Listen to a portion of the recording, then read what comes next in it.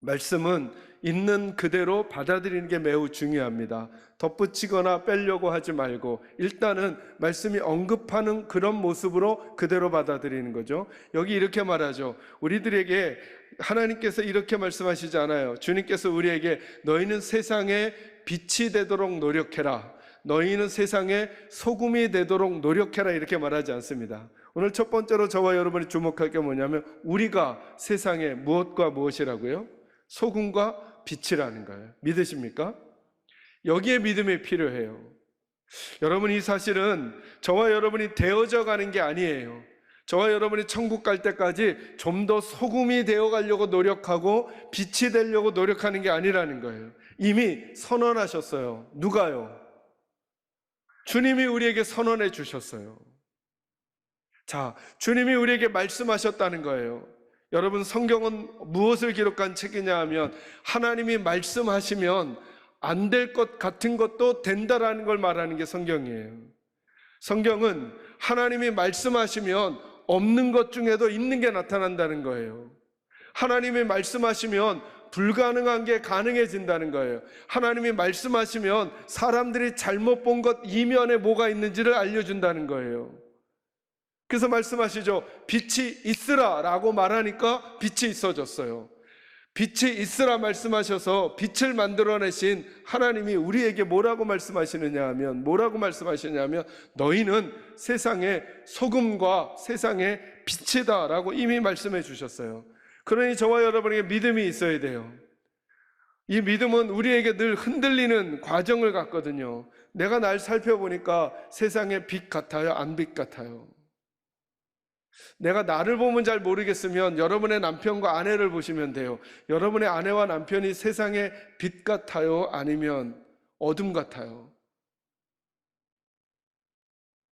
그래서 우리 스스로 자꾸 이런 생각하는 거죠. 아, 내가 세상의 빛이다 라고 말하기는 너무 미안하고 죄송하니까 빛이 되려고 노력하고 있습니다. 그러면 빛이에요, 아니에요?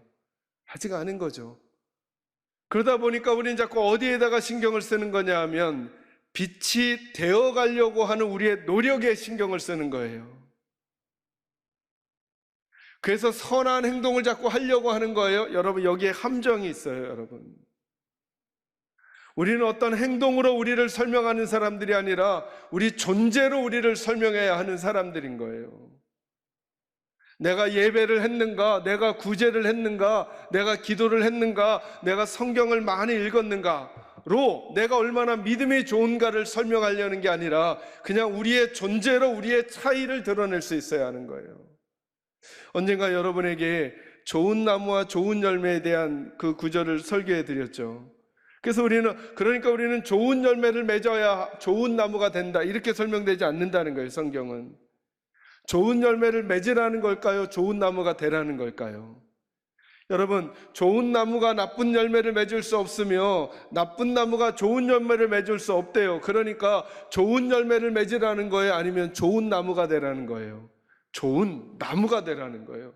존재가 바뀌면 그에게서 나오는 것이 달라질 거라는 거예요. 근데 우리는, 율법은, 지금까지 세상은 어떻게 사느냐 하면 내가 뭘 맺었느냐로 자꾸 날 증명하려고 하는 거예요. 그죠? 그래서 내가 아직 나무가 안 바뀌었는데도 자꾸 가짜 열매를 다는 거예요. 착한 척, 웃어주는 척, 양보하는 척, 구제하는 척, 헌신하는 척.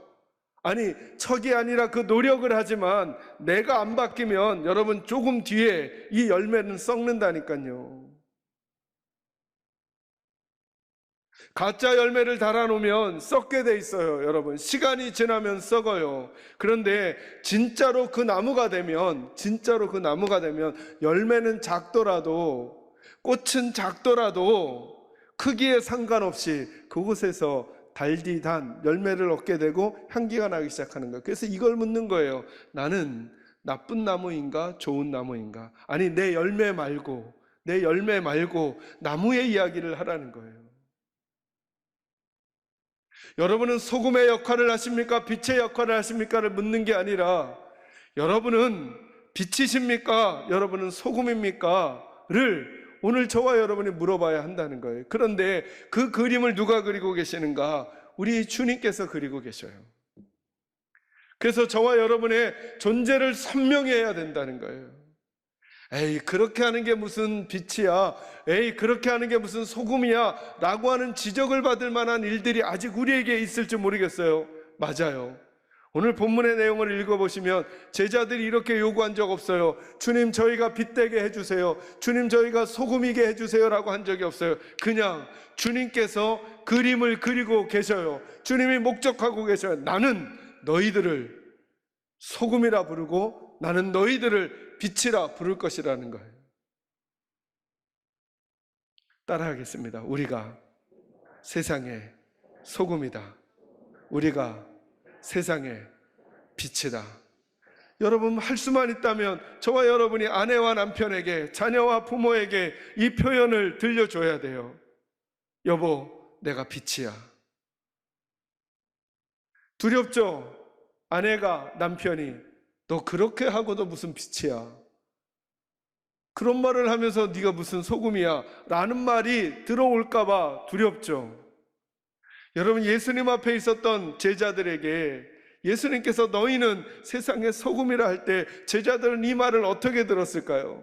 제자들도 우리와 비슷한 마음으로 듣지 않았을까요? 그러나 저는 뭐에 집중하지 않은 것이냐 하면 아무것도 없는 것 중에 있는 것을 만들어내신 그 하나님께서, 불가능을 가능으로 만들어내신 그 하나님께서 저와 여러분에게 지금 이렇게 말하는 거예요.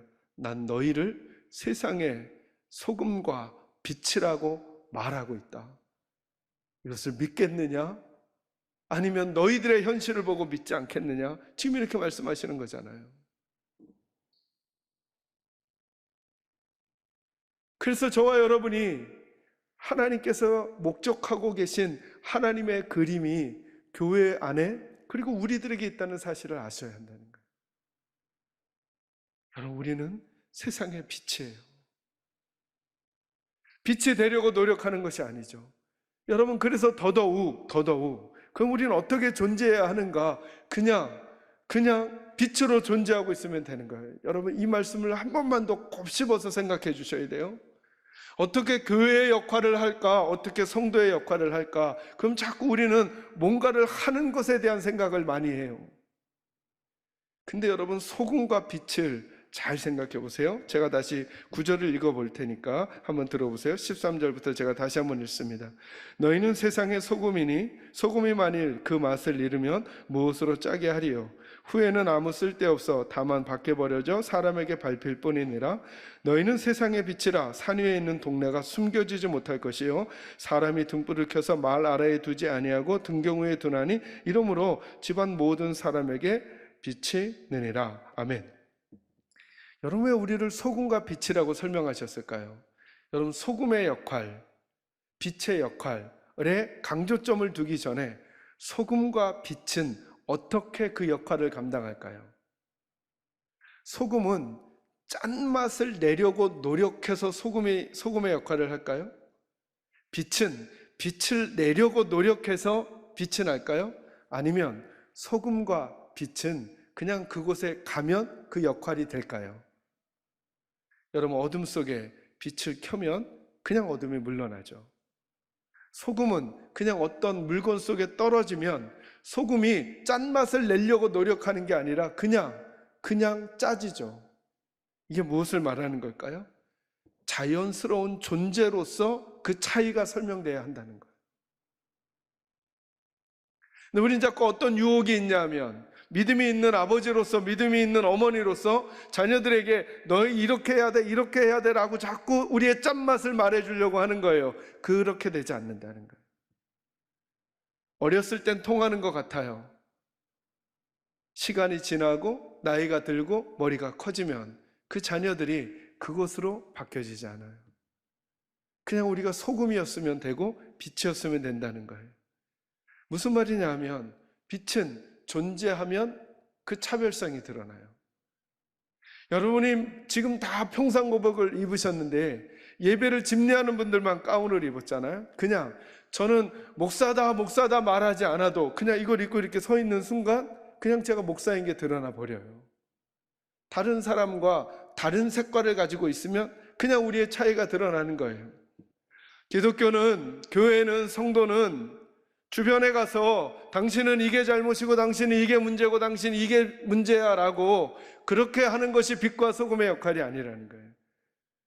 그냥 우리가 존재하는 그 모습 자체가 다른 이들이 보기에는 왜 이렇게 다르지? 라고 하는 것만으로도 말할 수 있는 모습과 태도가 우리가 싸워가는 삶의 태도라는 거예요. 그래서 한번 물어보는 거죠. 계산교회는 이곳에 존재하면서 그냥 그 존재 자체가 주변인들에게, 주변의 교회들에게 계산교회는 왜 다르지? 저곳에서는 왜 저런 모양이 나오지? 아프면 서로 싸울 텐데, 다르면 서로 갈등할 텐데 저기는 왜 저렇게 조용하지? 그리고 왜 누군가 그냥 목소리를 내지 않고 참아주지? 왜 기다려주지? 그 다름이 저들은 다른 사람인가? 라고 하는 걸 느끼게 하고, 그 영향력이 빛과 소금이 일하는 방식이라는 거예요. 빛을 발하라라고 하는 것은 내가 비침을 자랑하라라고 말하는 게 아닙니다. 그냥 우리가 거기 가니까, 우리가 빛을 내려고 하는 게 아니라 그냥 가니까 비추어지는 거예요. 우리가 거기 가니까 맛이 없던 곳에 그냥 맛이 있는 거예요. 저는 우리 사랑하는 계산제일교회가 우리 주님께서 목적하신 그림이 있다는 사실을 잊지 마시기 바랍니다. 저와 여러분은 세상의 빛과 소금입니다. 우울한 곳에 우리가 그냥 가 있는 것만으로도 누군가 우리에게서 따뜻한 빛을, 그리고 우리에게 의지하고 싶은 마음을 느낄 수 있는 그런 존재의 변화가 저와 여러분에게 있기를 주님의 이름으로 축원합니다. 두 번째 주목할 것은 뭐냐 하면 13절과 14절을 잘 보시면 너희는 소금인데 어디의 소금이라 그래요? 세상의 소금이라고 말하죠. 14절에서는요 어디의 빛이라고요? 세상에. 두 번째는 세상에다가 방점을 찍으려고요. 우리는 어디서 우리를 존재로 말해야 하는가? 그게 바로 세상이라는 거예요. 세상. 세상의 반대말은 찾아오라면 어딜까요? 세상의 반대말. 제일 빨리 떠오르는 단어가 뭘까요? 교회죠, 교회. 이렇게 질문해 볼까요? 제가 목사 역할을 목사답게 하기가 제일 쉬운 곳이 어딜까요? 그냥 말해 주세요. 제가 목사로서 목사 역할을 목사답게 제일 편안하게 제일 잘할 수 있는 데가 어딜까요? 교회죠. 여러분이 성도답게 성도다운 태도를 제일 잘 보일 수 있는 데가 어딜까요? 교회죠. 지휘자님, 대장님, 장로님, 목사, 우리 집사님, 권사님 모두 다 목사처럼 성도처럼 행동하기가 제일 좋고 잘하는 데가 어디예요? 교회예요. 그래서 우리가 속아요.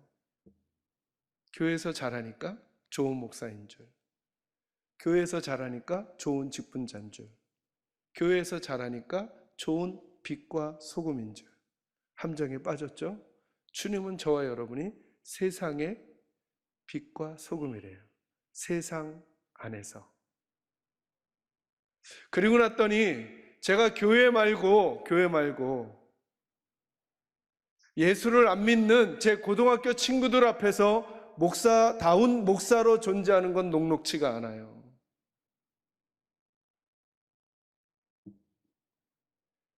그런데 하나님께서는 저와 여러분의 진짜 사역지를 어디를 삼으시느냐 하면 세상이 우리의 사역자라는 거예요. 그래서 우리를 불러 모으셨다는 거예요. 어디서 성도다운 게 쉬운가? 어디서 목사다운 게 쉬운가? 어디가 더 어려운가? 한번 물어보자는 거예요.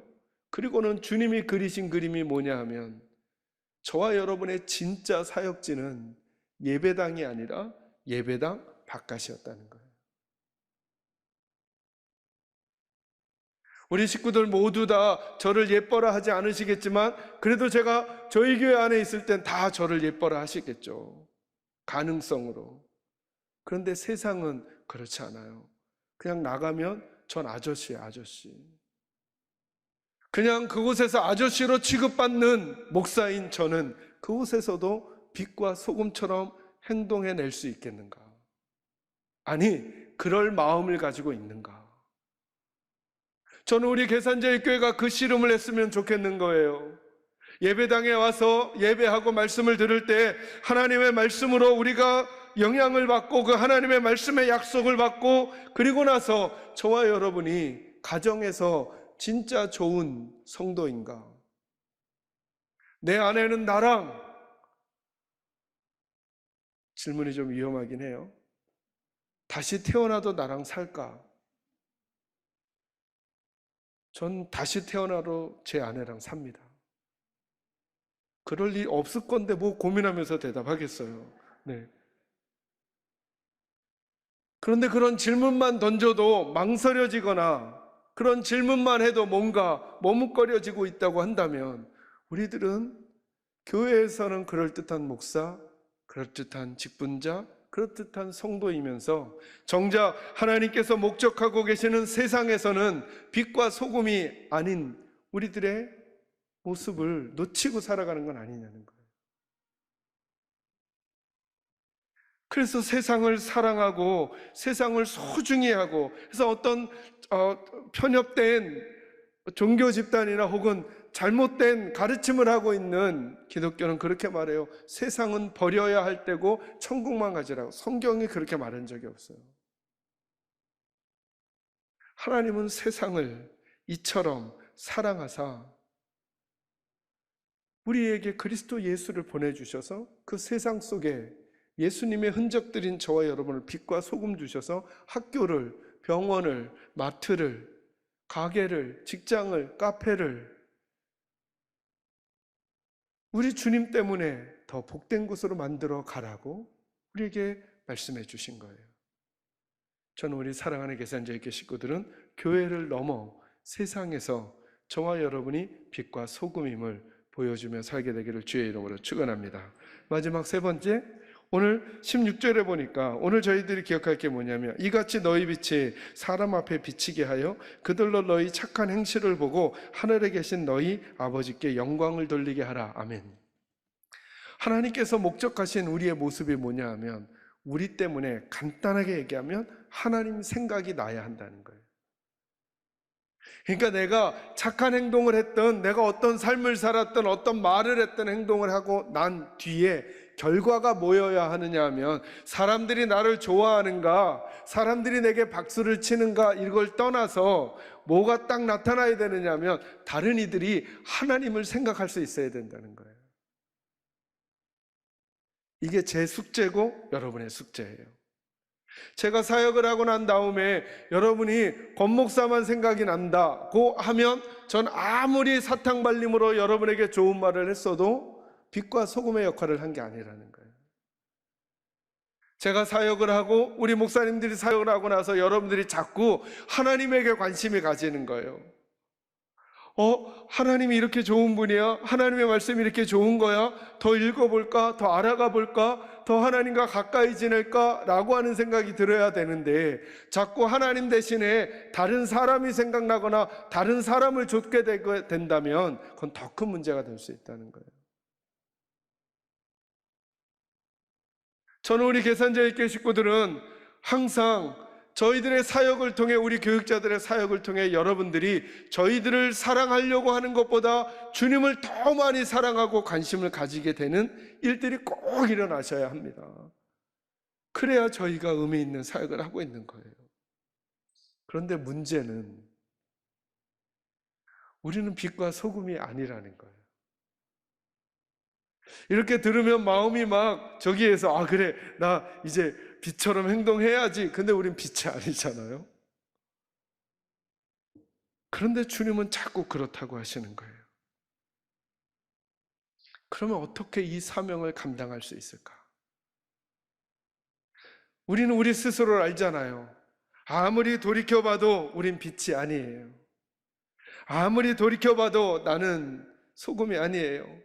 그렇게 말하는 건 어렵지 않아요, 여러분. 여러분이 존재하는 곳을 부패하지 않게 해주세요. 여러분이 존재하는 곳에서 여러분의 짠맛으로, 여러분의 썩지 않게 하는 것으로, 여러분이 가는 곳에서 썩지 않게 해주셔야 돼. 우리의 사명이에요. 우리가 아멘하고 일어나는 건 어렵지가 않아요. 그런데 진짜 정직하게 살펴볼까요? 우리는 우리 스스로가 썩는 것도 막지를 못해요. 다른 사람에게 빛을 비추기는커녕 내 마음속의 어둠조차도 해결하지 못하고 있는 거 아닌가요, 사실은? 그런 우리가 어떻게 빛과 소금으로 살 수 있어요, 여러분? 작은 어려움만 와도 남을 낙심하지 않도록 세워주기는커녕 내가 먼저 낙심하고 쓰러지고 있는데, 나는 내 문제도 해결하지 못하는데, 남을 비방하고 비평하는 사람, 불평하는 사람을 그러지 말라고 권면하기는커녕 내 속에 숱한 불평과 불만이 쌓여있는 나를 늘 바라보며 살아가는데 우리가 어떻게 이 삶을 살 수 있겠냐는 거예요. 어떻게 이 사명을 감당할 수 있겠냐는 거예요. 우리 교회로 보면 우리 교회도 넘어가고 해결해야 될 갈등들과 아픔들이 수없이 여기저기 존재하고 있을 텐데, 이것도 해결 못하면서 우리가 어떻게 세상에 빛과 소금이, 그러니까 우리가 먼저 빛과 소금이 되고 나서 하자. 여러분, 우리는 끝을 보아도 그렇게는 못 될 거예요, 여러분. 그래서 마지막에 더 큰 고민이 저와 여러분에게 던져지는 거예요. 우린 빛과 소금이 아닌데 어떻게 이 사명 감당할 수 있을까? 이 말씀을 직접 하고 계시는 예수님 앞에서 들어본 거예요, 한 주간. 나도 내가 빛과 소금이 아닌 걸 뻔히 아는데 지금 저분이 나를 빛과 소금이라고 하시네? 그렇다면 저분에게 더 가까이 붙어 있어야 되겠다. 주님께 더 가까이 붙어 있어야 되겠다. 소금이기를 더욱 힘쓰고 짠맛을 내려고 더 노력하는 게 아니라, 비치기를 더욱 힘쓰고 빛을 내려고 내 안에서 막 빛을 꺼내려고 노력하는 게 아니라, 나는 아니라고 하는데, 나는 할 수 없을 것 같은데, 나는 나 스스로 자꾸 무너지는데, 그런 나를 향해 빛과 소금이라고 말해주시는 저분과 내가 더 가까이 붙어 있다면, 그리고 저분의 손을 내가 붙잡고 있다면, 그리고 저분의 품 안에 내가 있기만 한다면, 나는 할 수 없는데 저분의 빛이 나를 통해서, 저분의 따뜻함을 나도 맛보니까, 지속적인 따뜻함을 계속 가질 수는 없지만 그 따뜻함이 내게 전달될 때 돌아서면 그 당시에는 따뜻함을 줄 수 있는 반사체의 역할을 우리가 할 수 있는 거잖아요. 내 스스로 낼 수는 없으니까. 그래서 빛과 소금의 역할을 잘 감당한다는 것은, 빛을 내려고 내 빛을 억지로 짜내는 게 아니라, 짠맛을 내려고 억지로 여기저기를 휘젓고 다니는 게 아니라, 우리의 진짜 빛이시며 소금이신 주님과 더 가까이 내가 지내야 되겠다. 제게는 자꾸 답이 보이기 시작했어요. 우리가 코로나 시대에 우리 교회는, 우리 성도는 어떻게 지내야 될까? 답을 잘 모르겠거든. 우리들의 진짜 답이신 예수님을 더 사랑하고 예수님과 더 가까워지고 예수님에게 더 마음을 쓰고 예수님과 더 친밀해지도록 해보는 거예요. 그럼 어느 순간부터인가 그분의 빛이, 그분의 생명력이 우리에게 반사체처럼 들어와 있는 거죠. 그리고 우리도 그 역할을 감당할 수 있는 거예요.